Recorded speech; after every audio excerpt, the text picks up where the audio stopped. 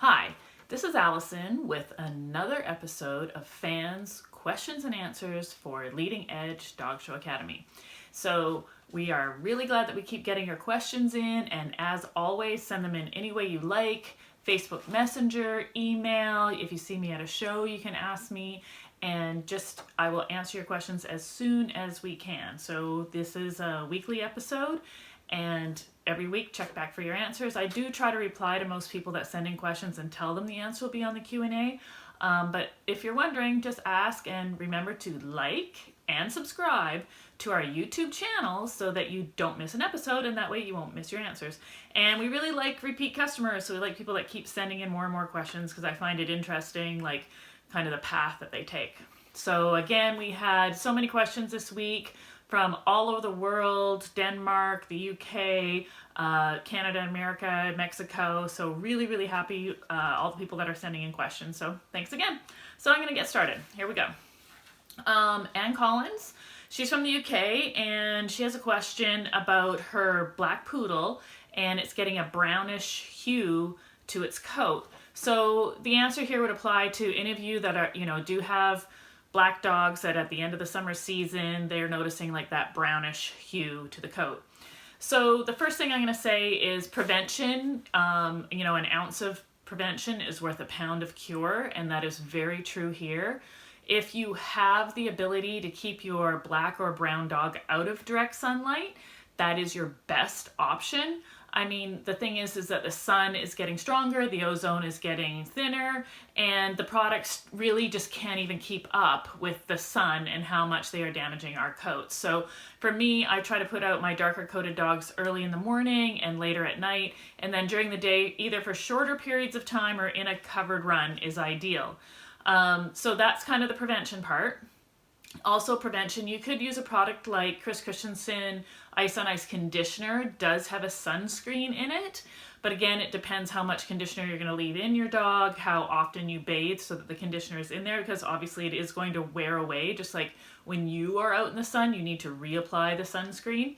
So you could keep some of that conditioner, diluted and mixed up in a spray bottle and mist your dog again. But again, that would depend on coat type as to whether that misting is going to cause some matting. So it's, kind of a catch-22. You'd kind of have to work it out for your individual dog. So we've gone through those things. What I will talk about is when your dog does actually have the damage, like Anne is talking about, use a black on black shampoo. So Chris Christensen has a great one. I know Isle of Dog has one. I mean, just about every shampoo line has a black on black. I would even use black on my brown coats that had a bit of sunburn. But make sure you give the product a chance to work. What I mean by this is I'm going to put my dog in the tub. I am going to put the black on black shampoo on the sunburnt areas first. I'm going to do it straight, not diluted. I'm going to really work it in there. I'm going to leave it on for at least 10 minutes, at least. Then I'm going to dilute the shampoo as directed, lightly rinse out the concentrated stuff and shampoo the entire dog, or all the black hair of the dog, in the black on black, and again, leave it for at least 10 minutes and then rinse it out. So I think that's very important, and that is really going to help. Another thing that I would do for poodles, especially that are getting that sunburn, typically it's down the dorsal line, like down the very top part of our dogs. So if you could use wrappers, that's really going to help. Like wrappers you could even use double wrapping. So if you go to Leading Edge Dog Show Academy and you go to the Ultimate Guide to Poodle Top Knots, I have double wrapping in there. That would be very useful for sunburning your black or brown coats. So I think those are all my answers that I have written down there for you, Anne, and I really hope that helps. And, maybe review this YouTube next spring before the summer so you have kind of some of the tips in place.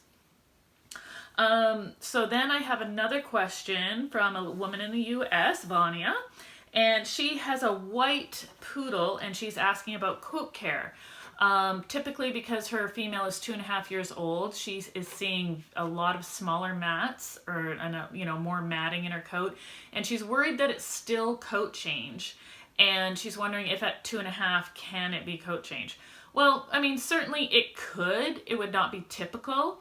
So Vania, I would ask you to maybe send me another message and let me know how many seasons or heat cycles has your bitch had.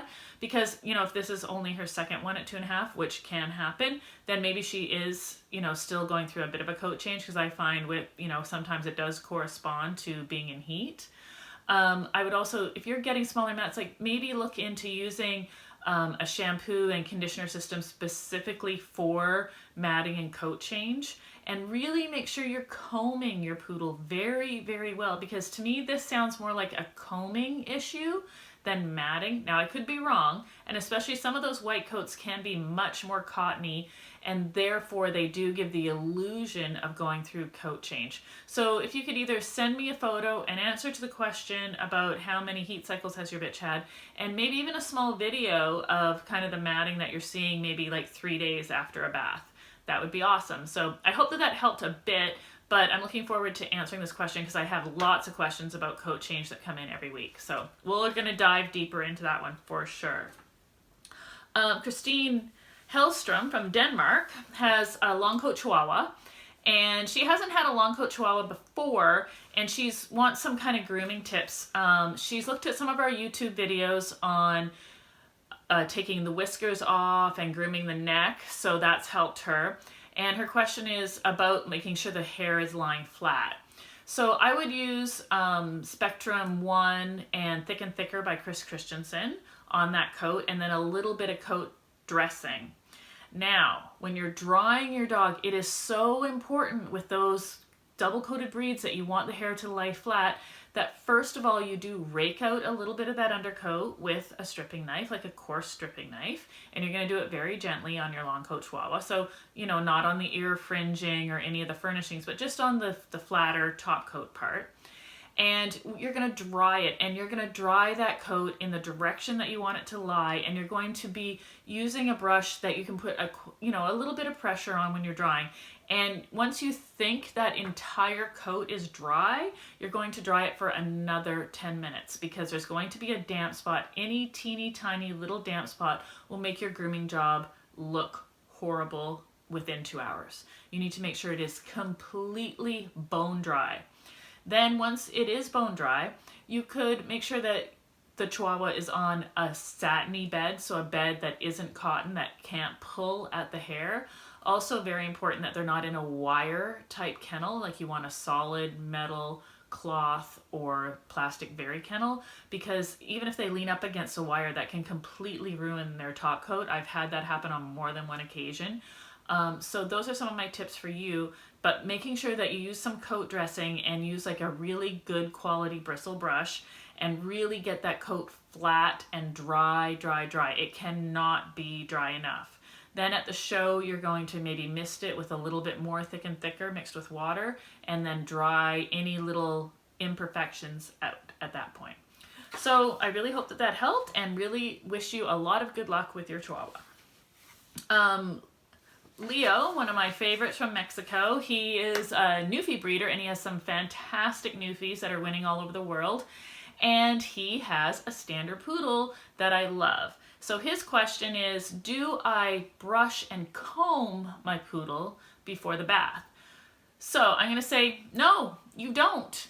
We don't want you doing that. We want you to, if you take out all the bands, you can shake out the hair. If you had a really clumpy section, you could maybe go through it with a cool dryer and a pin brush, but never ever comb before the bath.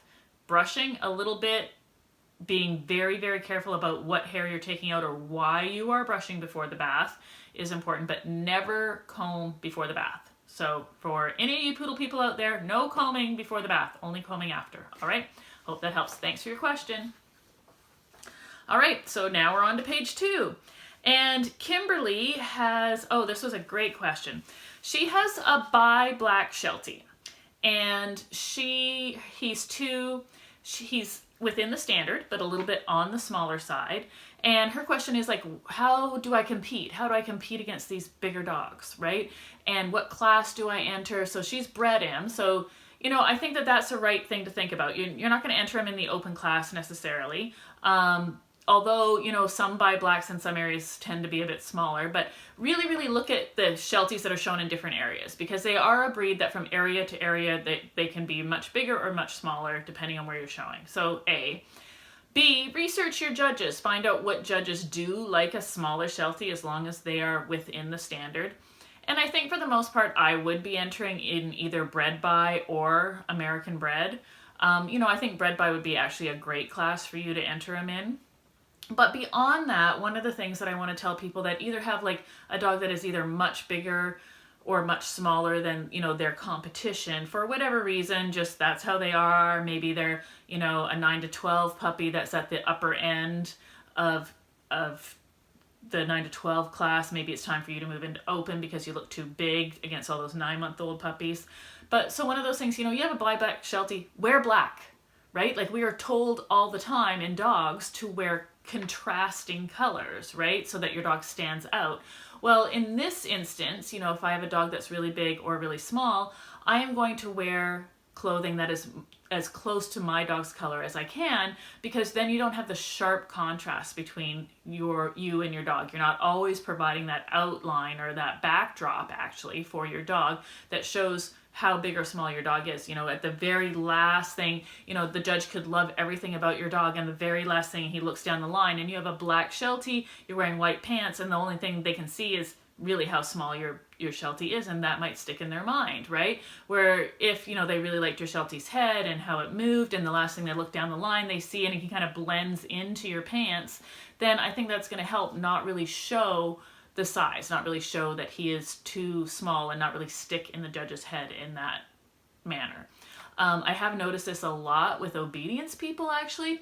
Obedience people, if they're showing like Goldens and stuff, they're all wearing beige pants and beige sneakers, and when they're showing like black border collies and stuff, they're wearing black pants and black sneakers.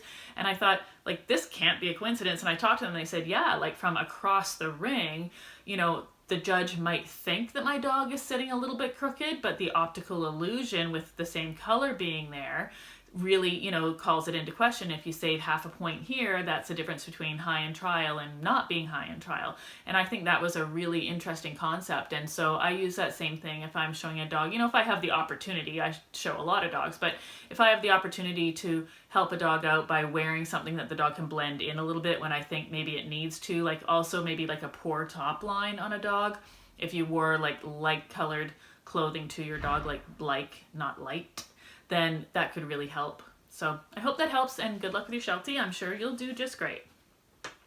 Patty Blair, she wrote in, and she does a lot of performance work with her Border Collies, and she has a sable Border Collie that has kind of a sleeker, flatter coat, and she's showing against a lot of black and white Border Collies with big kind of fuller coats. And her question is, like, does she need to get a better dog in order to compete against all these other dogs? And she talked to like an AKC rep recently that gave her like a bad feeling about competing. So Patty, I'm so glad that you wrote into us, because, you know, that's why we're here. We're here for you to bounce ideas off of, and, you know, for me to try to help you and give you that feedback, because we want you to show dogs, and we don't want anybody to, you know, take away from that dream. So this is what I'm going to say. There's lots of people that show dogs that aren't typical for their breed. And whether you're a new person or you've been in it for 25 years, if you have a dog that you really believe in, but it's not the norm for what is being shown in that area, you are bucking against the status quo. And it is going to be harder for you. But it can still be done. And if you're having fun and enjoying it with the dog that you have, then by all means, that's what I think you should do.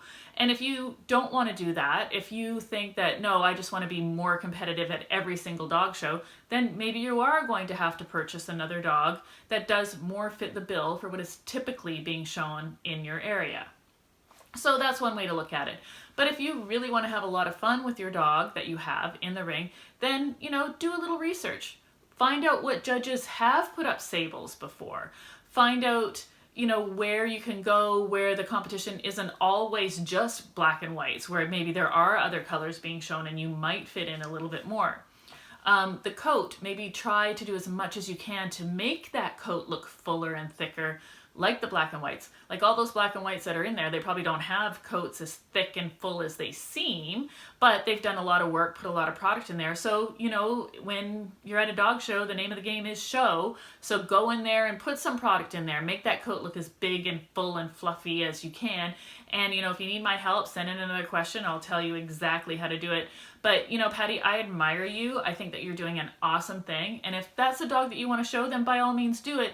But just recognize that you are going to have to do a little research about judges and maybe areas that your dog might fit in just a little bit better. And again, we're here for you. So anytime you want to send us a question, we're more than happy to help. And then I just have two more questions. And one is from Pam Seville. And she has a white poodle who recently started lifting his leg, and he's getting pee stains all over the place, and she bought him a coat and coat leggings, like leg protectors, and so she's stopping the staining that's happening now, but she needs something to get the yellow out. She's tried a few different products, so I'm going to tell you my favorite trick. So my favorite trick is I use Crown Royal Whitener with 20 volume cream peroxide. And make sure you get Crown Royal Whitener, which is a powder, not Crown Royal Grooming powder. And you're going to mix it with the 20 volume cream developer, and you're going to mix it a little bit thinner than toothpaste. Then at night, the day before you're going to bath your dog for the show, the night after he's had his last exercise for the night, then you're going to apply this paste to the yellow areas of your dog quite generously. And then you're going to put him in a crate because it's going to get messy. You're going to let it dry overnight. You're going to bath him in the morning. You're going to let him out for his morning ritual. Then you're going to put him in the tub, and you're going to only wash him in shampoo that's white. So maybe some Ice on Ice by Chris Christensen, and you're only going to condition him in something that's white. And that is really going to take the staining out. It's going to take it out instantaneously. The product needs time to dry. That's why I do it overnight. And I have used it for a very, very long time. Another thing I would suggest is maybe putting a little bit of apple cider vinegar in your dog's water. Start out with just a little bit, like maybe a quarter teaspoon, half teaspoon, and work up to a tablespoon in like a 2-liter bucket. Because you can't start out with the full amount right away, because sometimes they just hate the taste and they won't drink water, which clearly isn't a good idea. But that will really stop the staining. The urine won't be as strong in color or in smell, which it sounds like, you know, you're having quite the battle with him, so that should help. So let me know how that goes, Pam, but that's always worked for me. One of my favorite old-time products that I've used forever. So then my last question is from Meg, and Meg has a dwarf poodle, 5 months old, that won't let anybody look at its bite. And she's had it checked by the veterinarian. It's like not a mouth or a tooth or a tongue issue or anything. It's just the dog. So growls and snaps, and it's just generally ornery about it. And she wants to know if I have a magic trick to help her. Well, Meg, I wish I had a magic trick, because then I would be uber wealthy and, you know, my outfits would be a lot better while we did this Q&A. But what I'm going to say to you is I would do everything with that dog on the table, and it would not, like, I would feed it on the table, but I would, like, look at its bite and then give it, like, 1/8 of its dog food. Then I would look at its bite and give it 1/8 of a dog until it was completely fine with me doing it. And then my neighbor would do it. Then the postman would do it. Then the milkman would do it, or everybody in my family, or all my relatives or my friends, everybody, until that dog just, like, it doesn't get to do anything at all. It doesn't get to have fun. It doesn't get to play with a toy. It doesn't get to have its food until somebody has looked at its mouth, right? So I'm going to feed it on the table, and, you know, I'm going to put its dinner up there, and I'm going to put but I'm only going to give it 1/8 of its food. I'm going to look at its bite, 1/8 of its food. Look at its bite, 1/8 of its food. And it's going to take time, and it's going to take a lot of perseverance, but you can do it. And this is how you're going to get him over it. Looking at his bite, just for some reason, we're not sure, you're not sure, he has it in his head that looking in his mouth is an awful, terrifying thing, and the only way he has to fight back is to growl and snap. So we just have to take it away from his mind that it's an awful, terrible thing, right? So let me know how that goes, and I wish you a lot of luck. So this was a great set of questions. Like, I really like the broad spectrum that they were. I do have one question that I didn't answer, and it was from Pam Rolla, and she wants me to do a little demo on showing how to change the tension on shears and the proper way to care for our shears. So I'm going to get to that either next week or the week after, just because I'm in Germany doing a seminar next week. But soon I will get that to you, Pam, so I'm not ignoring you. So thank you everyone for sticking with me for this long, and I would love, love, love to have your questions. Again, you can reply on the YouTube channel, Facebook Messenger, send me an email, however you want to get your question to me. I'm more than happy to answer it for you. And don't forget, like and subscribe to this channel so you don't miss a single episode. And we're going to see you next week. Thanks so much. Hi guys, I hope you enjoyed today's video. Please give us a like, and if you haven't already done so, you can subscribe to our channel below. Also, check out leadingedgedogshow.academy.com for our premium content. We had a lot of fun bringing you all this information. See you soon. Bye.